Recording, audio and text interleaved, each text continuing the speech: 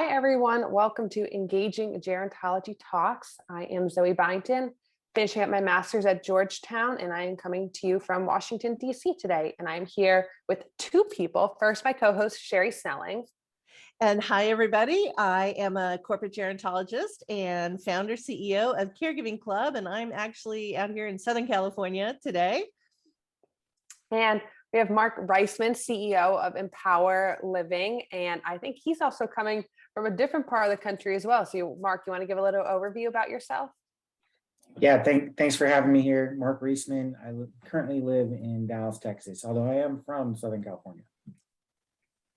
Very cool. You're one of the many Californians moving to Texas, Mark. I like to say I started it because I've been here for about 16 years. So you were the pioneer of you were the first. Direction. We're all following you.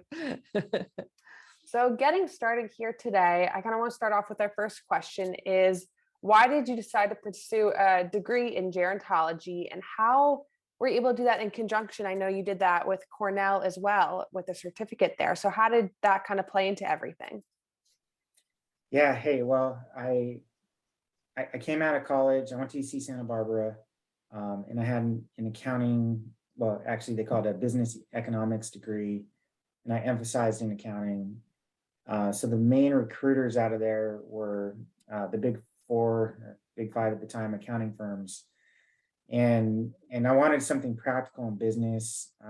I seemed to do well with numbers, so that's how I figured I liked numbers. But I've always been kind of this, burning entrepreneur, wanting to, go my own path. And so it was hard to do, but at least I was learning a lot about business in auditing. And I lived with my parents for a couple of years afterwards to save up for down payment on all I could afford was a condo. But it was with 3 bedrooms, which meant I could rent out 2 of those other bedrooms. And I was only paying $450 a month in rent at that point, living in the master bedroom. So it was a good start. From there, I was able to kind of build up a small single family or fourplex portfolio. And I was a landlord. So I was working full time in various different, like all different types of fields. But I always at least had my own thing going in the background. And as a landlord, you're very much in the thick of it. And so you get phone calls at any time of night with just the craziest stories, even in decent neighborhoods, areas. And it's just, if you can think it's happened. So anyways, one of my entrepreneurial ventures while I was working as a controller and accountant was I started working I started doing triathlon, and then I started coaching triathlon, and next thing you knew, I bought the DFW Tri Club. And if you think about triathlon, it's a sport. Triathletes are very focused on health and wellness. I was no different. A lot of us you might consider us type A personalities. I don't think I'm quite type A. I think I might have some tendencies, but it's a good group of folks. It's great networking. Some of my best friends came from triathlon. So I was on a triathlon trip, and one of my triathlon clubmate friends, he was the CEO of property management company here in Dallas, and he had 25 communities under management, all third party. And although he has a finance background, he needed someone to really help him out on the accounting and finance side. So he realized how bored I was as a controller. He saw, the business stuff I was able to do as an entrepreneur at the Tri Club. And then, so gave me an invitation to become his CFO. And it was, the first 8 months, ton of learning. I got in there right at budget season. So I really, if you think about a budget, you have to really understand the whole business, right? To know how much things costs, how much rent you can get. You start looking at comps, competitors, how much they're charging, how much the market can support, so that you can get your investors and stakeholders a return. And you need a return, because without a return, you're not going to have investments in it. You're not going to have any senior living communities. So that is, capitalism, and we're in that system. So yeah, so after 8 months, and I had my legs under me, not saying it's perfect by any means, but enough to feel confident moving forward. My CEO friend, he also had an asset management business, and so it was easier and made him a lot more. So he pulled out of the company and to focus on his own business. So I then stepped up to function as the CEO, CFO for the next couple of years. And then we also lost our chief operating officer. So this is where it gets interesting, because here I am, accounting, finance entrepreneur, now in charge of operating independent living, which is relatively easy if you're coming from multifamily, which I dabbled in. But now assisted living and memory care. I have 8 months of exposure to it, but from the number side and the operations itself, that was a challenge. So, luckily I had a really great team that I was working with, and I think my strengths were one of questioning. If you think back to audit is asking a lot of questions. So I'd ask a lot of questions. I would challenge answers quite a bit. And as a group, we got to some very good answers. And, the start of COVID, I think, was very successful while I was there. I can't take the credit, but I know that, our VP of clinical did an amazing job rolling it out. And we all had some, very good group discussions to get to some lucky positive outcomes. I think luck is a big factor in that as well. But the virus could have shown up, and individuals do what they do, and you can't control them outside of work. So there was a little luck involved. But yeah, so in July 2020, some additional background. The company was owned by the former CEO's dad, and his daughter worked there as well. And at the end of the day, we just had a different vision and management style. So July 2020, I left and was starting to work on acquiring my own communities. And I also knew that with my accounting and finance background, I had some gaps, gaps in operations, gaps in gerontology. And yeah, so I Googled masters in senior living. And there's a few programs out there, but coming from Southern California myself, knowing, I had heard about the Leonard School of Gerontology at USC, and that's the number one gerontology program out there, and I think it's just kind of serendipity to have that in the backyard with my parents there, and it's coming from the gerontology perspective versus some of the other programs that might come from business, or real estate or hospitality. And that, I already had that background. So for me, the right choice with USC, and I think for a lot of people, there's many reasons to choose different programs. But yeah, this was a great fit for me. Also interesting was that USC has this partnership with Cornell. So Cornell, if they were to start a gerontology program, it's a considerable lift. And for USC to start hospitality program, it's considerable lift. So the partnership as it currently stands is USC Mazel students. That stands for Masters of Arts in Senior Living Hospitality, Mazel. They get free admittance into the Master Certificate in Hospitality through Cornell. So we go through it as a cohort of USC students. It touches on a lot of different stuff, including, everything hotel, restaurant related, but there is some finance in there as well for folks who, may come from the other direction into it. There's some decent exposure to that kind of stuff. So yeah, it was fun to go through it, and I got my my degree here last May. So about 22 years after getting my undergraduate degree. That is really interesting. I really like how you kind of painted the whole picture, because I feel like you entered this field in, I'm going to say, a non-traditional way, only because a lot of people that enter the field enter it because they were dealing with their grandparent. They had a personal story with that. And you did have personal connections, but I see, kind of seemed like this trajectory that just kind of went, and you sort of ended up here, like you said, based off what you did at UCSB and just kind of like the path you took. So that's really interesting.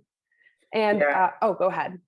And so I kind of skipped over like why I chose to stay in the field. Yeah. Which I think is important. And there are a few reasons. I think the first is, deep down, I've always had this really great fear of aging. Interesting. I'm sure most people have it, but I can only speak for myself, and I just never wanted to get old. And it's not that I didn't want to be mature or have years of experience. I didn't want to be what you picture in a nursing home. And so through this gerontology program, I've learned, and I've seen a lot of examples in triathlon, especially, I used to play soccer with some 60-year-olds, and that was a life goal for a while. I want to be a 60-year-old playing, indoor soccer with 40 and 30-year-olds.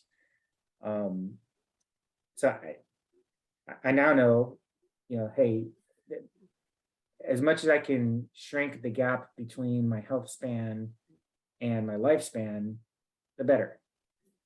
So I don't make all of my decisions based on health. Sometimes I give in, and I'll eat certain foods that I shouldn't be. But I've always been pretty consistent with being active and usually making good food choices. I'll still indulge when I can. And You're human. yeah, I make some damn good food. So Yeah. So there's that. And then also, senior living was interesting because looking back at a lot of things I did and behaved over the years, I think I've always been a community builder, or just trying to be a part of a community and being one of the folks who's trying to bring people together in all different types of settings. DFW Tri Club being one of them. So I'd saying that we're all focused on our individual, swimming, biking, and running. But to just train like that all the time is difficult. And so doing it in a community makes it a lot easier. So yeah, taking that and bringing it, number one, to the team that we're working with. We become a community trying to make the lives of our older friends better, and then thinking about what we're doing in each community. There's very vibrant ones, and there's ones that are sleepy and bored, and you just, when you see those, you feel so bad for the residents. And so they need their dignity. They have a lot to give back. And when you think about certain senior living settings, it almost seems like, we're it's legal segregation. And so, there's still a lot that folks want to give back. And so, how can we spark a fuse and get things going that, they'll be excited to do themselves, and they're giving back to the rest of us. So, we're all one big system, and so let's make the most of it. So yeah, I think, echo that. Yeah. Everything is community based and tying it together. And you actually pretty much answered my second question, which was pretty awesome. Yeah. So I'm going to throw this over to Sherry now. Yeah. Mark, it's really interesting. And my head works a little bit differently. So as I'm listening to you talk and you have this passion for being a triathlete, I was thinking, when you're a triathlete, I always think about the physical side, but there's the mental side, right? Of being able to, keep yourself in the game. And there's the social side that you talked about. And in a similar way, I think about what we learned in gerontology. It's a combination of your biology, psychology, and sociology, right? And then also this thought around aging. I think you're right. I think, so often we know that, again, the mind can kind of overcome some of the vulnerabilities of the body. And hopefully many of us can learn how to do that as we age. But what I wanted to ask you about is you and I were ships passing in the night. I finished up my graduate degree at USC in 2020, and you were just starting, but you were starting also during a really challenging time during the pandemic with all this going on, and you were in an industry that was, highly, highly affected. I'm curious as to, how you felt the gerontology degree is helping you now in what you're doing, because so much of coming out of this pandemic is, I know the senior living industry is really focused around wellness. That seems to be the number one trend. And obviously that's a holistic view of health. So how is your degree, do you feel, really shaping now the future of your career? Yeah, it's interesting because I wrote a business plan for a community I was close to acquiring. And a lot of the stuff I talked about in there is still very consistent with, what I've learned in my degree. But it gave me a deep understanding of what I put in there. It showed me why more than, just intuition. And then it backed it up with a lot of studies. And so, when I'm talking, I'm not just, talking out of my other end. Right. Now I'm able to, really talk about things that, is actual fact, or, at least have studies that back it up. So, I did certainly learn things. I even, as an individual, I learned I can do arts as well. One of our projects was for me to do art, and I know we do a lot of creative art in our communities. And so I understood deeper of, the why behind it, because I, just telling folks like, oh, here, we're bringing in someone to help with art is one thing, but I'm missing the feeling of behind it. And it's stuff that first we studied what the feelings do, and then actually doing it was really interesting. And so, it's different than, just having conversations and come to a decision of why, let's go do this. Seems like a good idea. Mm-hmm. It is a good idea because of this. Right. So, well, I'm going to turn it back to Zoe for our final question. Zoe. Yeah. I think you're also really highlighting the need to really make it more community-based, improving our senior living for all our residents that are soon to come. And we know by the year 2030, we will have much more older adults than younger adults in the country. So how do you see senior living community changing for the future? And how do gerontologists like yourself and future ones play a role in it? Yeah, this might be a little controversial, and I know there's all different types of gerontologists, right? And many of them believe that, keeping aging in place, keeping them happy in their home,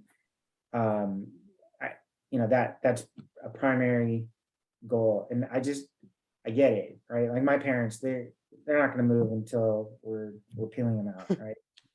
Or hopefully not. Hopefully, Yeah. their health span and lifespan will be there. But